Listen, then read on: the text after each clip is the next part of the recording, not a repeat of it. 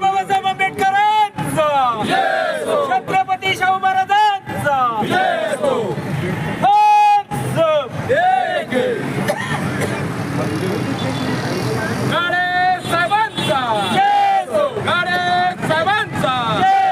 राजश्री शाहू महाराजांचा राजश्री शाहू महाराजांचा विश्वरत्न डॉक्टर बाबासाहेब आंबेडकरांचा विश्वरत्न डॉक्टर बाबासाहेब आंबेडकरांचा छत्रपती शिवाजी महाराजांचा छत्रपती शिवाजी महाराजांचा गाडे मॅडम तुम आगे बढ़ो गाडे मॅडम तुम आगे बढ़ो छत्रपती शाहू महाराजांचा छत्रपती शाहू महाराजांचा डॉक्टर बाबासाहेब आंबेडकरांचा डॉक्टर बाबासाहेब आंबेडकरांचा पॅंथर्स रिपब्लिकन पार्टीचा पॅंथर्स रिपब्लिकन पार्टीचा सूर्यकांत गंगाधर गाडेंचा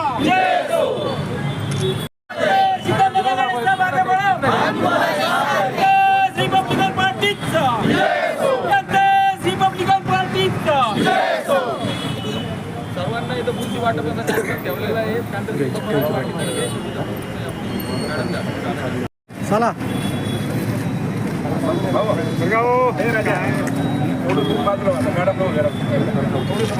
जे घेतले ते बाजूला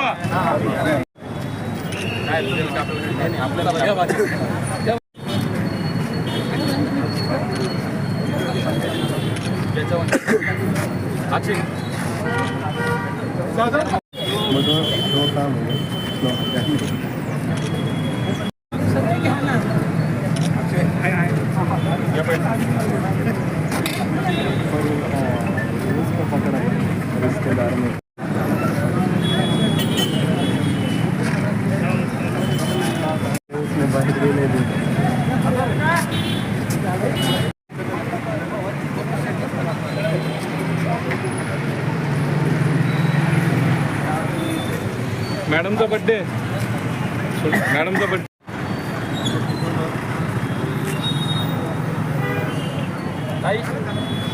अरे नाही असं नको करू यायला बाकीच्या लोकांना नाही आज शाहू महाराजांची जयंती आहे.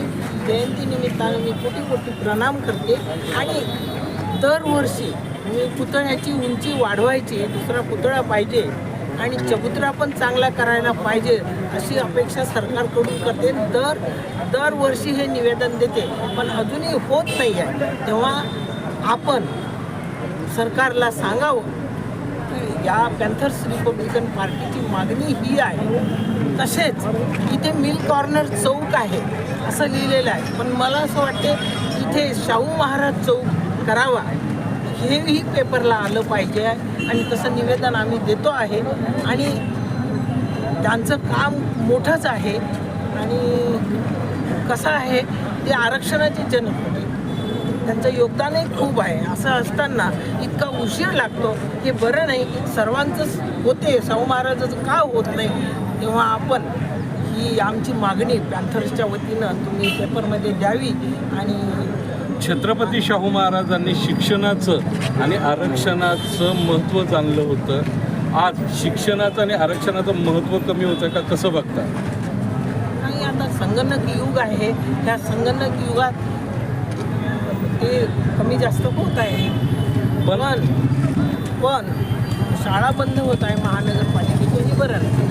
त्या शाळा सुरू राहिल्या पाहिजे आणि गोरगरिबासाठीच ती शाळा आहे, तर ते सरकारनं बंद करू नये अशी अपेक्षा. आपणही शैक्षणिक संस्था चालवता आहात. मराठी शाळा महाराष्ट्रात बंद होत आहे, ही शोकांतिका आहे का, कसं बघता?